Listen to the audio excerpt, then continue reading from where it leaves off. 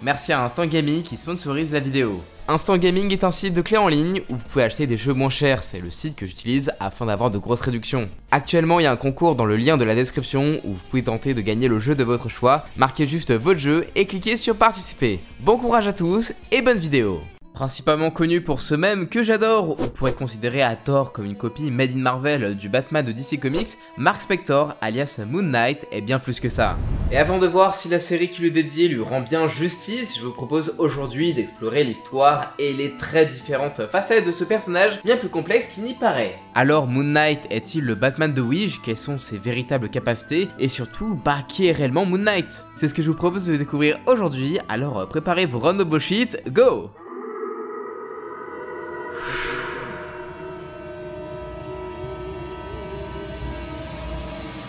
Fils d'un rabbin ayant fui la Tchécoslovaquie, en étant enfant pour échapper à l'invasion d'un certain monsieur à moustache, Mark grandit dans les quartiers pauvres de Chicago où lui et sa famille furent victimes de discrimination et d'intimidation. Sauf que contrairement à son père, que Mark considérait comme un lâche, lui n'était pas du genre à se laisser faire et protéger son petit frère Randall des petites brutes de l'école et aimait jouer à la guerre. Mais son enfance vira vraiment au cauchemar lorsque le jeune Mark découvrit par hasard le terrible secret d'un proche ami de la famille, le rabbin Yitz Perlman. Alors qu'il devait le retrouver dans son bureau, Mark découvrit alors le donjon dans lequel celui qu'il appelait Oncle Yitz torturait et tuait des juifs. De son vrai nom Hertz, ce déserteur du parti dont on doit pas prononcer le nom sinon je me fais démotiser, il est devenu rabbin pour cacher sa nature de tueur en série haineux et se fit bien remettre les idées en place par un Mark dont l'instinct combatif fut bien trigger par le discours plein de haine de tonton Hertz, alors en plein travail. Une expérience traumatisante qui développa chez Mark un trouble dissociatif de l'identité donnant naissance à ses deux alters nommés Steven Grunt et Jack Lockley.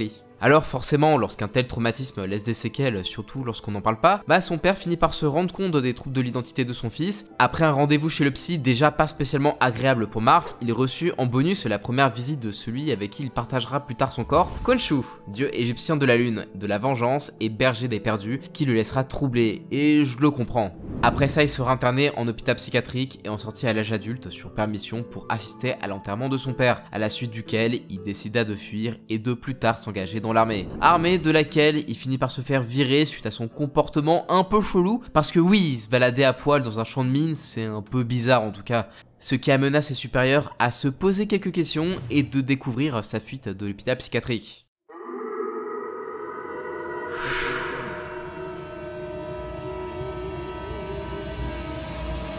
Après ça, il devint combattant clandestin où il rencontra son ami Jean-Paul Duchamp, alias Frenchy, qui en plus d'avoir le surnom le moins original de l'univers pour un perso français, l'aida à lancer sa carrière de mercenaire. Une carrière qui l'emmena en Égypte où il rencontra Roll Bushman, avec qui lui et Frenchy lancèrent un raid sur un site archéologique. Évidemment, rien ne se passa comme prévu, Bushman fit un massacre, Mark tenta de jouer les héros pour sauver une fille nommée Marlène, Bushman s'énerve et le blesse mortellement. Et tandis que Bushman se barrait avec Marlène, Frenchy et un villageois enclin à l'aider, Mark Spector, abandonné dans le désert, rampa jusqu'à son destin et accepta de devenir l'hôte de Khonshu en échange de sa vie. Moon Knight était né. De retour à New York avec Frenchy et Marlène devenue son amante, c'est aussi après la naissance de Moon Knight que les alters de Mark firent leur grand retour.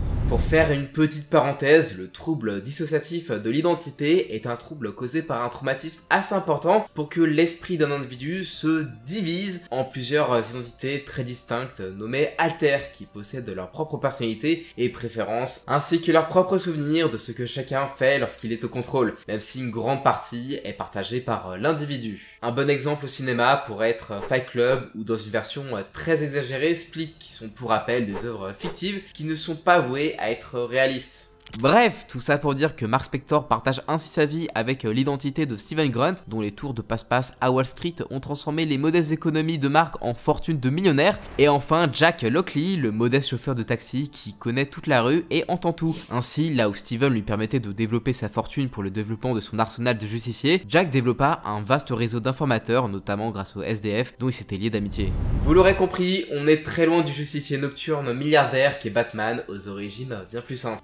Niveau carrière, Moon Knight commença à affronter un loup-garou, putain la vache. Il se vengea de Bushman et stoppa d'autres criminels bien kitsch des années 70 avant de rejoindre temporairement les Defenders et de s'allier à Spider-Man. Alors rien de bien étonnant finalement à le voir rejoindre des équipes comme les West Coast Avengers ou bien les Secret Avengers.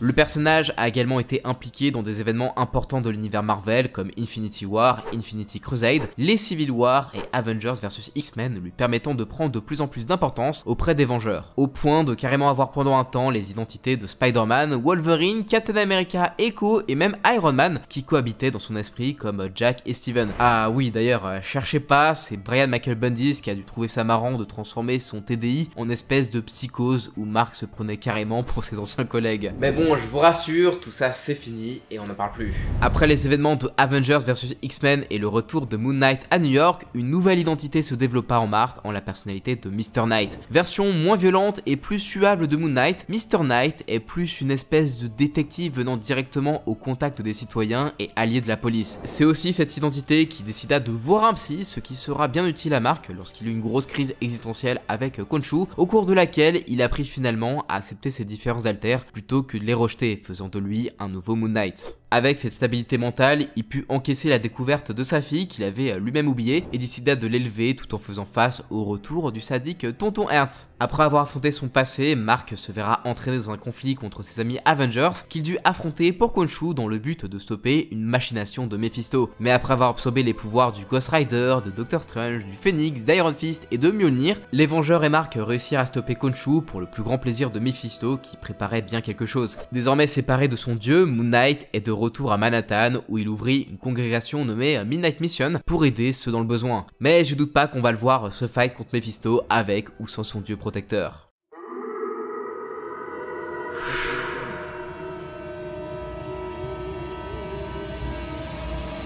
Ancien soldat et mercenaire, Moon Knight est un homme bien entraîné au combat, au corps à corps, aux armes à feu, et s'avère être très violent au combat. Ajoutez à ça un équipement très versatile et diversifié pour le coup qui rappelle bien Batman, et vous avez un héros plutôt dangereux. Avec son deltaplane en forme de croissant de lune à commande vocale, son grappin, ses multiples boomerangs croissants de lune, ses divers gadgets et son armure en carbonadium, un métal dont j'ai déjà parlé ici d'ailleurs, bah on est vraiment pas loin du Chevalier Noir. Enfin, si on met de côté sa collection d'artefacts égyptiens avec lesquels il peut carrément se faire une armure pour fighter des fantômes. En plus de ça, grâce aux années passées avec Khonshu dans sa tête, Mark a développé des capacités cérébrales bien supérieures à la moyenne, lui donnant carrément une résistance aux attaques et au contrôle mental. Étant pleinement au contrôle de son esprit, au point de pouvoir contre-attaquer ceux qui tenteraient d'envahir son esprit, les laissant dans un sale état dans le monde réel. Donc bon, chaque Xavier, fais gaffe à toi. Mais ce n'est pas le seul cadeau de Khonshu. À l'époque où Mark était possédé par le dieu de la lune, le contrat conclu entre les deux gratifia Moon Knight d'un joli cadeau, l'immortalité. Alors en vrai il est pas intuable, c'est juste que le gars va ressusciter dans tous les cas. Bon, vous me direz, c'est pas vraiment un pouvoir au final vu que c'est juste un personnage de comics et en soi, bah les personnages de comics ils reviennent tout le temps après la mort. Vous savez aussi que pendant un temps, Moon Knight eut les pouvoirs de pas mal d'Avengers et fut l'avatar de la Force Phoenix. Mais il faut également savoir que pendant un temps, Khonshu lui donna également une super force dépendant de la lune.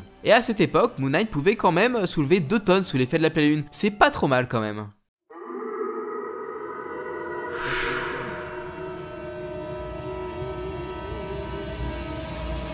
Que ce soit par son design, ses gadgets ou même son identité de millionnaire, Moon Knight a souvent été considéré comme étant un vulgaire plagiat de Batman. Pourtant, les deux hommes sont bien différents. Alors oui, Moon Knight a un manoir et il est riche au point de posséder tout un arsenal à l'effigie du croissant de lune, mais c'est également un chauffeur de taxi et un homme en proie au trouble et au doute, notamment sur lui-même et sa croisade. Là où notre cher Batman est très sûr de lui, a une identité bien claire et surtout, bah il est très bien entouré, parce que bon, Mark Spector est certes bien entouré dans sa tête, mais pas dans son manoir. Et puis bon, il faut bien avouer que ce bon vieux Moon Knight est beaucoup plus violent que Batu. Il n'hésite pas à tuer ou à mutiler ses ennemis des pires façons qui soient, alors que Bruce fait déjà la tronche quand Jason tue des gens avec des flingues ou quand Damian lui ramène des têtes coupées. Alors là, j'imagine même pas. En vrai, je pense que beaucoup de gens ont fait la remarque parce que la personnalité qu'on a le plus connue dans les années 2000, bah c'était Steven Grunt qui pour le coup faisait quand même pas mal penser à Bruce Wayne, mais c'est qu'une seule partie du personnage en soi. Donc oui, les personnages sont similaires au niveau du design et même parfois du dessin, et sont tous deux des héros nocturnes avec un peu d'argent de côté. Mais les ressemblances s'arrêtent là, surtout si on prend en compte les pouvoirs de l'ami Khonshu.